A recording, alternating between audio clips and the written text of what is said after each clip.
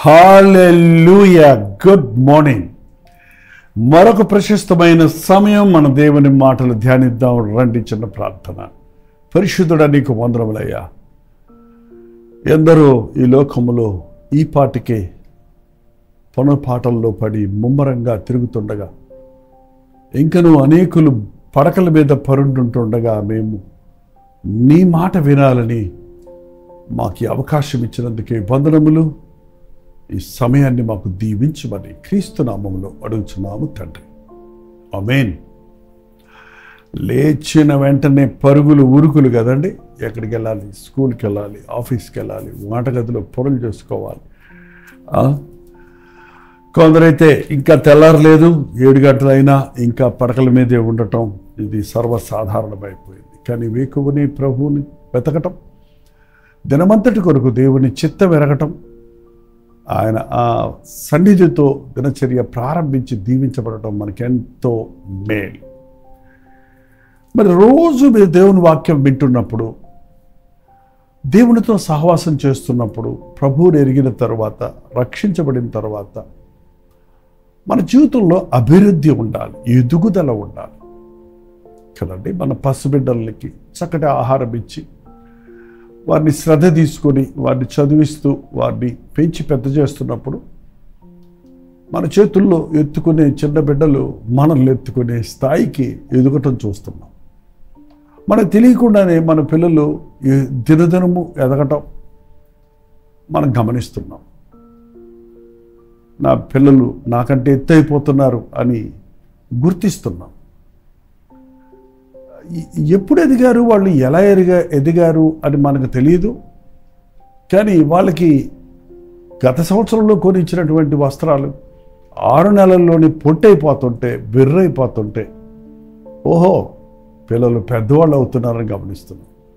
తన ప్రియులు నిద్రించుచుండగా ఆయన వారిని ఆశీర్వదిస్తాడని ప్రభు చెప్పినట్లుగా పిల్లలు ఎదుగుతున్నప్పుడు మనకెంతో సంతోషంగా ఉంటుంది. మా బిడ్డలు పెద్దవారు అవుతున్నారు. మరి ఒక దైవజనుడు దేవుని వాక్యం అందిస్తున్నప్పుడు వింటున్న విశ్వాసులు కూడా ఆధ్యాత్మికంగా వర్ధిల్లాలని, ఎదగాలని కోరతారు. అంతేకాదు, ప్రభు ప్రణాళిక అది. కొత్తగా జన్మించిన శిశువు పాలన అపేక్షిస్తాడు. కానీ బిడ్డలు ఎదుగుతుండగా బలమైన ఆహారం వారికి ఇవ్వాలి. వారు అది జీర్ణించుకొని బలం పుంజుకొని సంపూర్ణ పురుషుడిగా, సంపూర్ణ స్త్రీగా ఎదగాలి.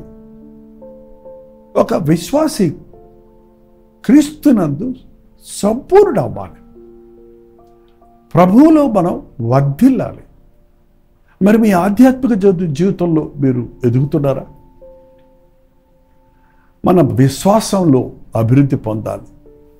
మన త్యాగం పెరగాలి. మన ప్రేమ క్రీస్తు ప్రేమలా మారాలి. మన జీవితం క్రీస్తులో క్రీస్తు సారూప్యం ప్రతిబింబించాలి.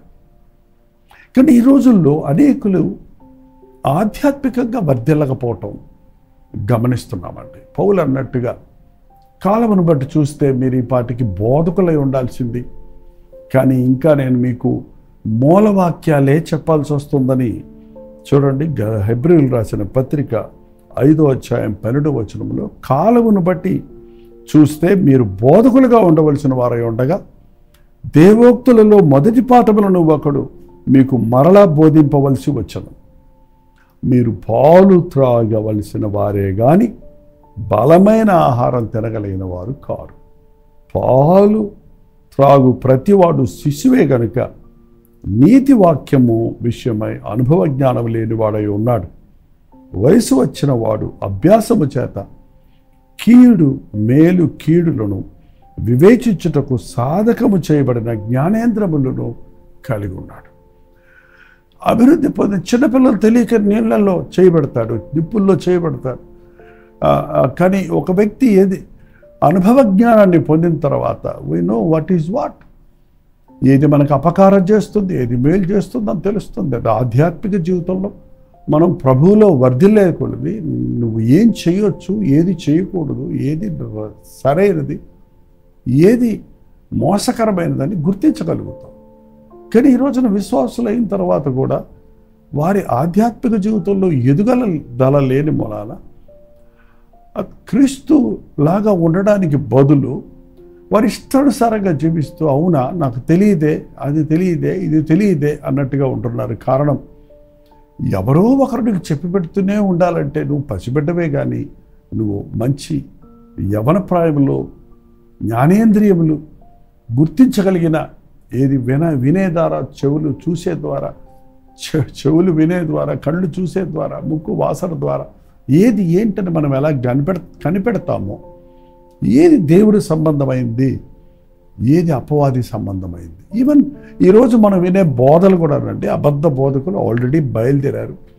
సాతాను బోధ ఉంది, వెలుగుదూత వేషంలో బోధిస్తున్నాడు. ఏది సత్యమైన బోధ, ఏది కలిపి చెరిపేడి బోధ అని తెలుసుకోగలిగిన విశ్వాసులు అరుదుగా కనపడుతున్నారు ఇవాళ. అందుకని ఎంతోమంది విశ్వాసులు అనబడిన వారు కూడా మోసపోతున్నారు.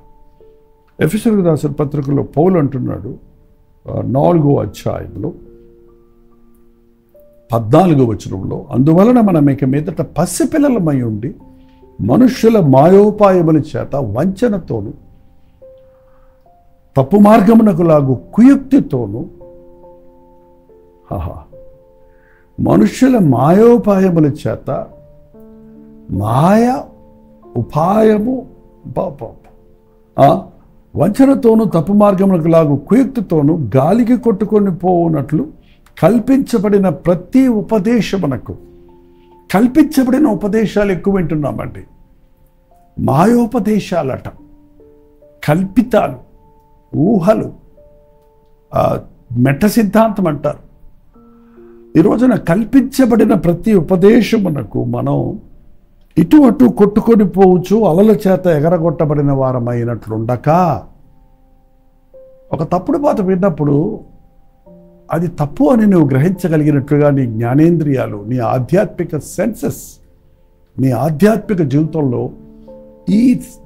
ఇతను చెప్పేది, ఈ దైవ సేవకుడు చెప్పేది కరెక్ట్ కాదు, ఇది వాక్యంలో లేదు అని చెప్పగలిగినట్లు నువ్వు వాక్యం చదవాలి. అందుకనే బెరయ సంఘస్థులు బోధించిన తర్వాత ఆ మాటలు వాక్యములో, లేఖనాల్లో ఉన్నవో లేవో అని పరిశీలించి కానీ నమ్మేవారు కాదట.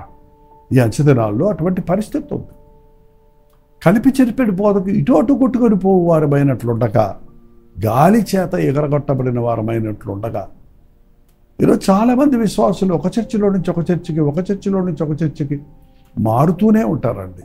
ఇక్కడ సరిలేదు, అక్కడ సరిలేదు, ఇక్కడ సరిలేదు, అక్కడ సరిలేదు అంటూ చివరికి నీవు ఒక చెట్టుని ఇక్కడ నాటి మళ్ళీ పీకి అక్కడేసి, మళ్ళీ పీకి అక్కడేసి, మళ్ళీ పీకి ఇంకో చోట వేస్తే అది ఏమవుద్దండి?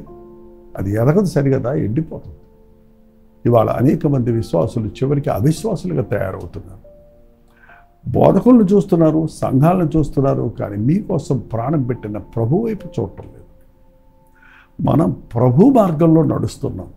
ప్రబోధాలు ఏ దైవజనుడు చెప్పినా మనం వింటాం, వాటిని అనుసరిస్తాం.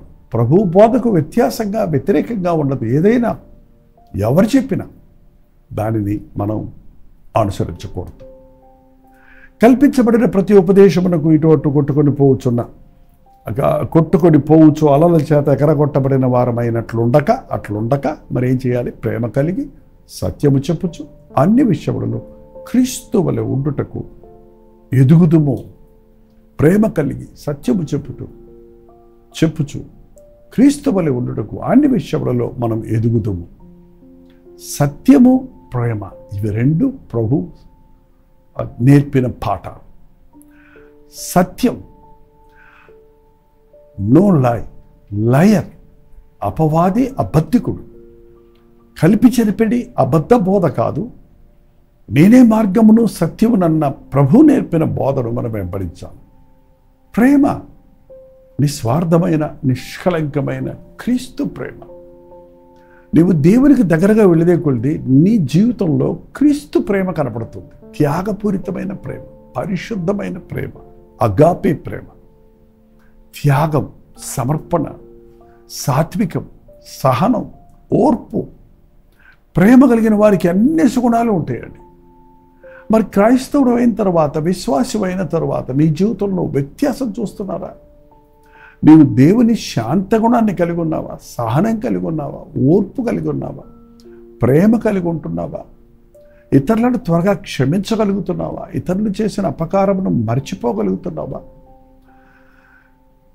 విరోధుల కొరకు కూడా ప్రార్థించగలిగిన, శత్రువుల కొరకు కూడా ప్రార్థించగలిగిన, క్షమించగలిగిన మనసు కలిగి ఉన్నావా? నేను ఎవరిని క్షమించలేను అన్నావంటే నువ్వు క్రీస్తు మనస్సు కలిగిన వాడివి కాదు.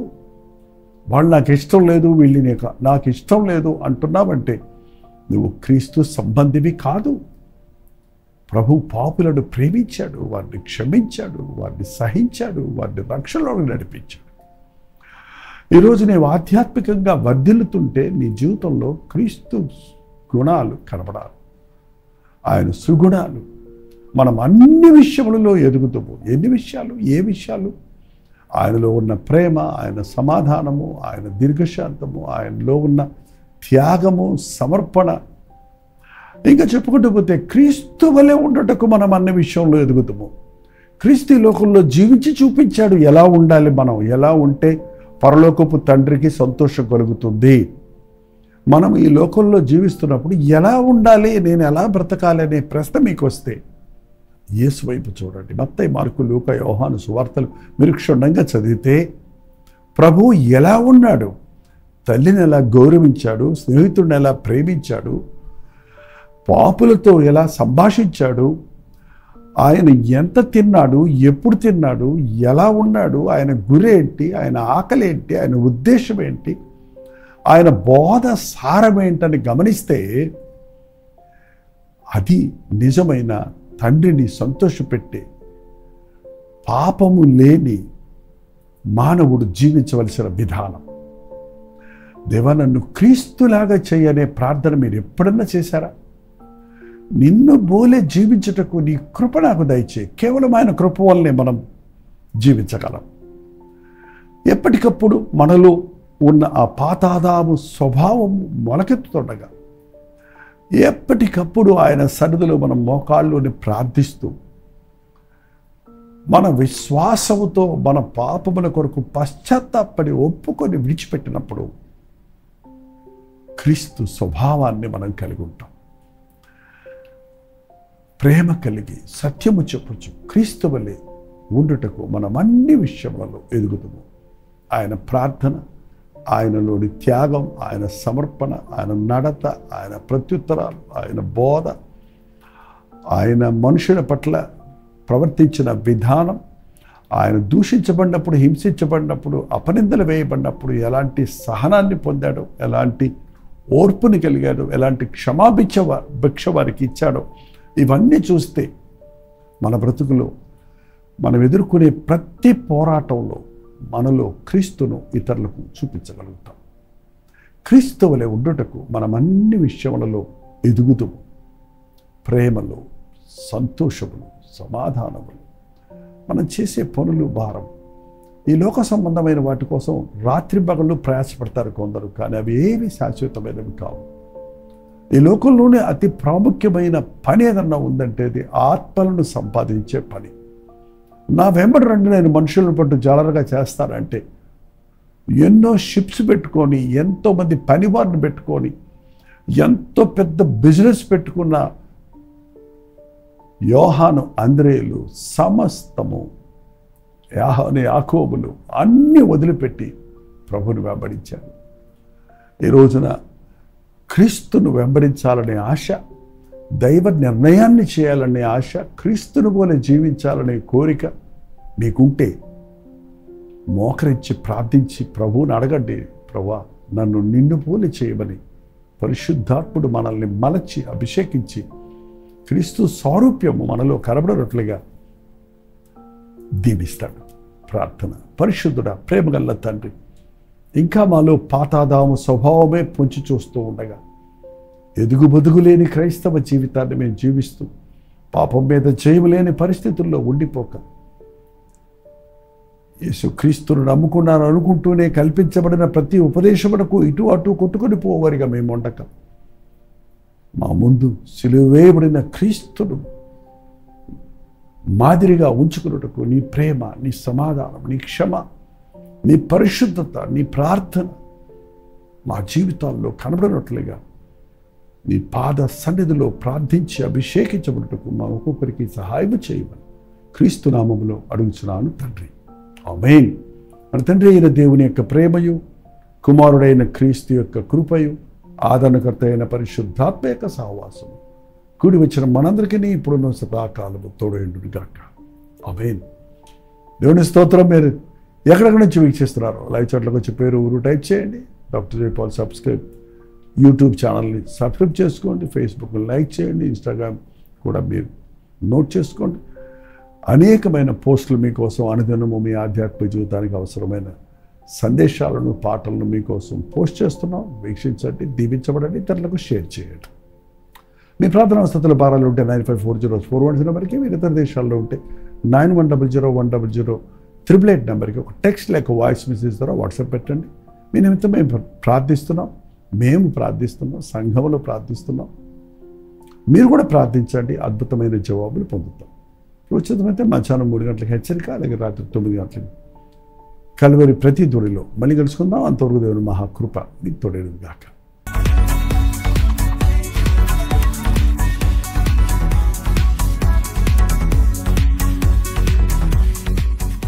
కడపలో 1 డే గెట్ టుగెదర్ ఏర్పాటు చేస్తున్నాం.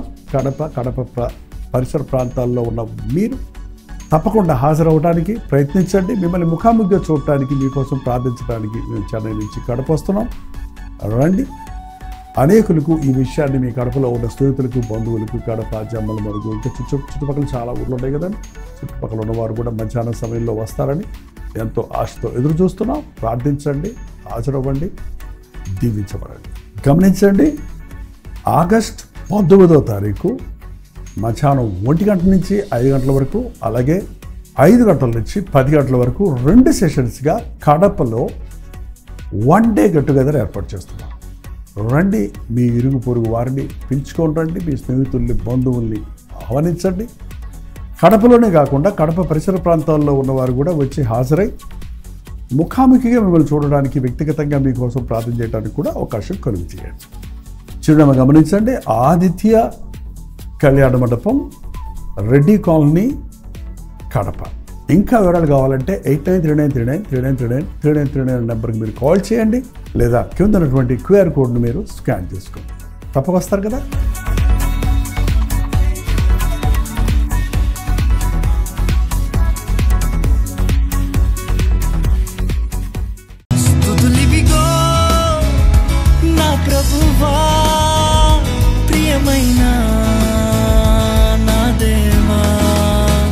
హల్లెలూయా, దేవునికి స్తోత్రం.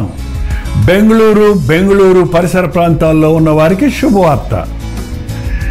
ప్రతిరోజు దేవుని వాక్యాన్ని అనేక భాషల్లో వింటున్న మిమ్మల్ని ముఖాముఖిగా చూడాలని, మీకోసం వ్యక్తిగతంగా ప్రార్థించాలని బెంగళూరు వస్తున్నాం. ఆగస్టు 27వ తారీఖు మధ్యాహ్నం 2 గంటల నుంచి 5 గంటల వరకు, 6 గంటల నుంచి 10 గంటల వరకు జరిగే ఈ 2 సెషన్స్లోనూ పాల్గొనడానికి సిద్ధపడరండి. మిమ్మల్ని ముఖాముఖిగా చూసి వ్యక్తిగతంగా మీకు ప్రార్థించాలని, దేవుని వాక్యమును ధ్యానించి మనమందరం కలిసి దేవుని సన్నిధిలో ఆనందించాలని ఈ 1 డే గెట్ టుగెదర్ను ఏర్పాటు చేస్తున్నాం. రండి, కుటుంబాలుగా తరలి రండి.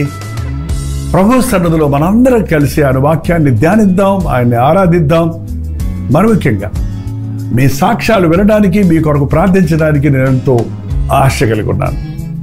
సోషల్ మీడియా ద్వారా, టెలివిజన్ ద్వారా వాక్యం వింటున్న మిమ్మల్ని ముఖాముఖిగా చూసి బలపరచాలని ఎంతో ఆశతో ఉన్నాం. తప్పకుండా రండి. బెంగళూరులోని హడ్సన్ కమ్యూనిటీ సెంటర్లో, CSI కాంపౌండ్లో ఈ 1 డే గెట్ టుగెదర్ జరుగుతుంది. మరిన్ని వివరాలు కావాలంటే 8939393939 నెంబర్కి మీరు కాల్ చేయండి, లేకపోతే మీరు చూస్తున్నటువంటి నెంబర్లకు వాట్సాప్ పెట్టండి, లింక్ మీకు పంపిస్తారు. తప్పక వస్తారు కదా. స్తోత్రములు దీవనకై